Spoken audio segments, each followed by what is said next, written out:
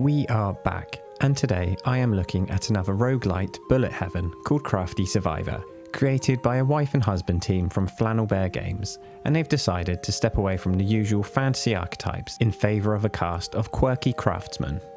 It gives you all of what you've come to expect from the genre, and just a little more spice. It's not going to be a full-on review because in all honesty I've put about 12 hours into it, and I've not even scratched the surface.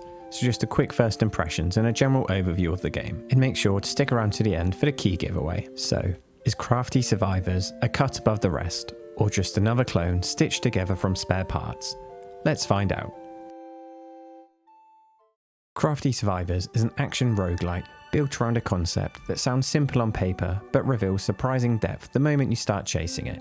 All heroes have been corrupted, and it falls to you to unlock a diverse characters of crafty professionals, use their unique skills, create your own builds, and defend your home by eliminating hordes of monsters. As you do, you'll gather materials, rebuild your village, and craft your way to the origin of the curse. That pitch is immediately familiar to anyone who has sunk hours into Vampire Survivors, and comparisons are entirely fair. But Crafty Survivors deserves more credit for the personality and mechanical distinctiveness of its cast. Each of the 15 playable characters have a completely unique arsenal large enough to support a few distinct builds per character.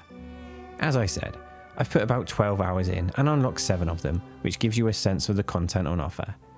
You have a chef who seasons enemies with status effects, a seamstress who massacres foes with yarn balls, a fisherman who plays like a gambler, and a lumberjack who charges up whirlwinds, launches his axe, and gets a little bit of help from his trusty beaver companion. Each character you play completely changes the game, and the prospect of unlocking and mastering each one is what gives Crafty Survivors its real staying power. Some unlock naturally through play, while others are tucked away in secret maps or unlocked through the village, and it all feels fun and pretty organic to discover.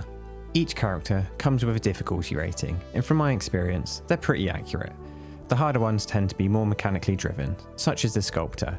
He erects multiple statues and must strike them to send out shockwaves, and as you hit it 3 times with your chisel, it will take on its final form and then damage, heal, or buff. It's genuinely engaging and really difficult to play, and just one of many mechanics that make all the characters so interesting, and that really does apply to all of the characters I've played so far. With over 300 skills to choose from in-game, on top of another 80 passive skills through smithing and weaving back in the village, it really layers on additional passive customization. The build variety is legitimately impressive for a game of this size, and its depth really took me by surprise. The meta progression outside of runs comes in the form of rebuilding your village, and it's just a nice change up from your usual blank stat screen. Materials gathered from enemies feed back into the village, unlocking new characters and passive buffs that carry across runs.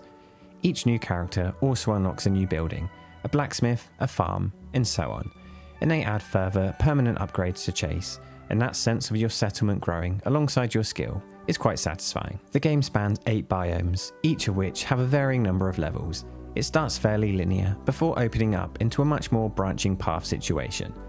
Levels themselves are closed arenas, large squares dressed in the scenery of their biome, where a set number of enemies spawn before a mini-boss, and then you move on.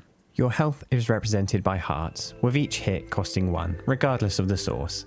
Those familiar with the genre will recognise the loop. Kill enemies, collect experience orbs, level up, and choose from a selection of passive and active abilities.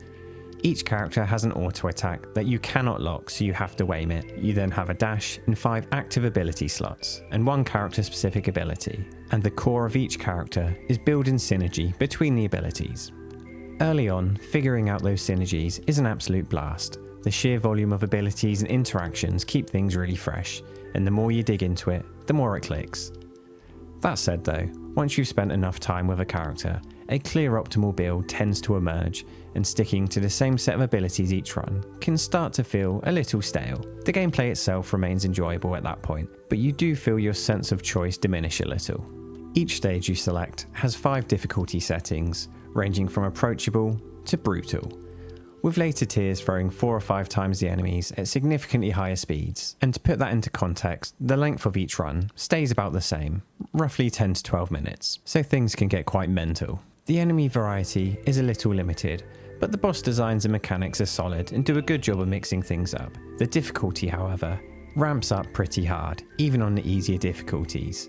However, hitting a progression rule often means farming earlier levels for materials to upgrade the village, and although it wasn't an issue in my 12 hours I've played, I can see this becoming a bit tedious towards the end game. I will say though, most of that difficulty curve comes from the game changing from a bullet heaven to a bullet hell fairly quickly.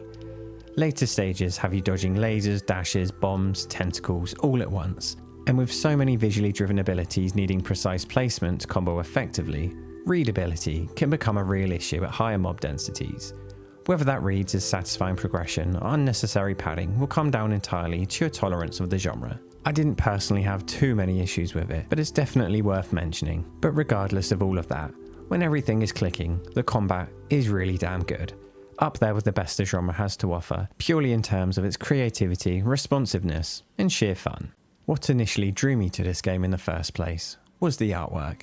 The pixel art is fantastic. It's so bright and colourful and just coursing with detail. All of the characters are expressive and full of personality, and all very unique.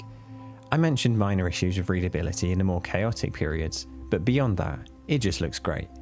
The animations are smooth and unique for each character, very subtle at times, but much appreciated. And while later on you may encounter lots of projectiles and missiles, they are pretty well mapped out and readable themselves. It's more so the enemy and ability placement that becomes slightly blurred.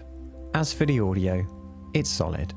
The soundtrack sits comfortably in the background without demanding attention, is very upbeat and vibrant and really complements the art style. And the sound design itself during the combat does a pretty decent job at communicating the escalating madness of a run going well. I wouldn't necessarily say that it's memorable in any way, many of its peers have it beat there, but it does enhance the overall gameplay, and that's all you can ask. And in regards to the performance specifically, for the vast majority of the game, it's a rock solid 60 FPS. Even on the hardest difficulties, where you will get 4 to 5 times the mob density, there's very rarely any inconsistencies. I did, however, encounter one weird bug. When I was playing on my Pro controller, I switched back to the village and it was reading my controller as a PlayStation 1, so all of the button mapping was off and I couldn't really do anything. It switched back after rebooting, but it happened a few times, so hopefully this can be addressed. Crafty Survivors is available on May 15th on the Nintendo eShop for £10.59 or your country's equivalent, and is a 2.7GB download. In terms of value, it's there. As I said, 12 hours for me barely scratched the surface. I can see the base game taking about 30 hours, and then all of the different difficulties and mastering the 15 characters, your guess is as good as mine. But as with a lot of these roguelites, I can easily see you hitting 70 odd hours. There are currently no plans for a physical or Switch 2 release. Crafty Survivors is definitely one of the more distinctive entries in an increasingly crowded genre. It didn't reinvent the wheel, but it does add a little spice. It's taken the well-established genre and giving it a boatload of character, beauty and fun. And what more can you ask for? There's some real mechanical depth here, even if the builds can eventually be whittled down to a best and worst, but getting there and figuring it out is 90% of the fun, and just seeing how all of the abilities interact with one another just really highlights that uniqueness. You've got electrifying yarn balls, giant frying pans, a bubble spitting beaver, you name it, it's there. It's quirky and a bit weird, but it's really imaginative. The readability can at times be a bit tricky, and while nothing is ever going to match Vampire Survivors in terms of sheer content, it makes up for that in style and the fantastic art design. A strange Pro controller bug and a few questions about the late game grind really didn't stop me from having a great time with this, and I'm looking forward to playing more. Thanks for watching. Definitely check the game out if you like the look of it. As I mentioned earlier, I have a European key to give away. All you got to do is just let me know your favourite Survivors-like game.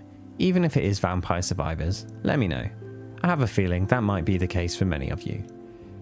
If you enjoyed it, it would mean a lot to me if you would consider liking and subscribing, as we are well on the way to 5,000 now. But yeah, cheers for taking the time to watch this today, stay cozy, and I'll see you in the next one.